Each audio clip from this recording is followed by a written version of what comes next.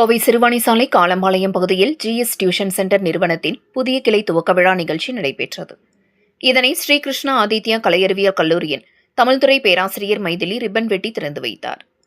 கோவை மாவட்டம் சிறுவாணி சாலை காலம்பாளையம் பகுதியில் GS டியூஷன் சென்டரின் புதிய கிளை துவங்கப்பட்டது. இந்நிகழ்ச்சிக்கு சிறப்பு விருந்தினராக ஸ்ரீகிருஷ்ணா ஆதித்யா கலை மற்றும் அறிவியல் கல்லூரியின் தமிழ்துறை உதவி பேராசிரியர் முனைவர் மைதிலி கலந்து கொண்டு இந்த புதிய கிளையை ரிப்பன் வெட்டி திறந்து வைத்தார். தொடர்ந்து நடைபெற்ற விழாவில் GS டியூஷன் சென்டர் நிறுவனத்தின் நிறுவனர் கணேஷ் முருகன், அவர்களது தாய் சாந்தி கங்காதரன் மற்றும் மூத்த ஆசிரியர் சுமன்ஜி ஆகியோர் இணைந்து சிறப்பு விருந்தினரை வரவேற்று மரியாதை செய்தனர்.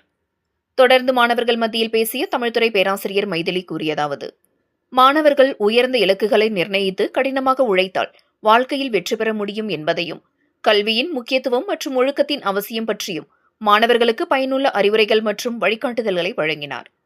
GS டியூஷன் சென்டர் ஆசிரியர்கள், பெற்றோர்கள், மாணவ மாணவியர்கள் என பலரும் கலந்து கொண்டு தங்களது அனுபவங்களையும் கருத்துக்களையும் பகிர்ந்து கொண்டனர். GS டியூஷன் சென்டர் நிறுவனர் கணேஷ் முருகன் தனது உரையில் கூறியதாவது: GS டியூஷன் சென்டர் கடந்த 2021ஆம் ஆண்டு தொடங்கப்பட்டு தற்போது 5வது ஆண்டாக வெற்றிகரமாக செயல்பட்டு வருகிறது. தற்போது 150க்கும் மேற்பட்ட மாணவர்கள் பல்வேறு கிளைகளில் கல்வி பயின்று வருகின்றனர். 2026-27 கல்வியாண்டிற்கான சேர்க்கை தற்போது நடைபெற்று வருகிறது. 1ஆம் வகுப்பு முதல் 12ஆம் வகுப்பு வரை CBSE, மெட்ரிகுலேஷன் மற்றும் ஸ்டேட் போர்டு பாடத்திட்டங்களுக்கும் சிறப்பு பயிற்சி வழங்கப்பட்டு வருகிறது. காலை, மாலை மற்றும் வார இறுதி சிறப்பு வகுப்புகளும் வாராந்திர மற்றும் மாதாந்திர மதிப்பீடுகளும் இம்மையத்தில் நடைபெறுகின்றது என தெரிவித்தார். தொடர்ச்சியாக மாணவர்களின் பல்வேறு கலாச்சார நிகழ்ச்சிகள் நடைபெற்றதுடன் மாணவ மாணவிகளின் நடன நிகழ்ச்சிகளும் நடைபெற்று விழா நிறைவு பெற்றது.